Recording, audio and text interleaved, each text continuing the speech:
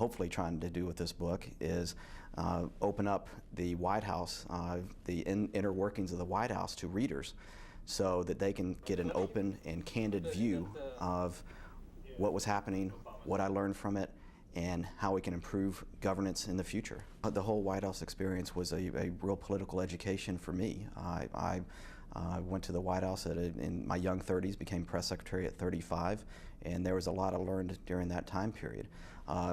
You know, when you get inside the White House, it may be hard for people on the outside to understand, but you're in a bubble atmosphere, and sometimes because of your affection for the person you're working for and your belief in that person, you sometimes lose perspective on some of the larger truths out there. It's hard to step back from that.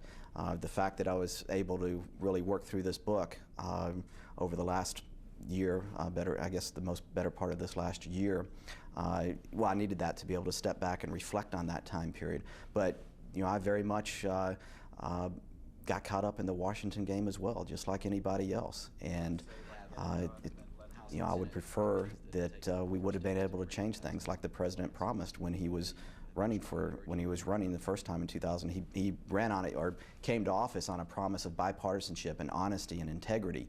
Basically everything that was counter to this whole permanent campaign culture in Washington, D.C., and this whole bitter partisanship that has engulfed Washington for the last 2 decades, and even beyond to some extent. But it's got increasingly worse, and we helped exacerbate that problem.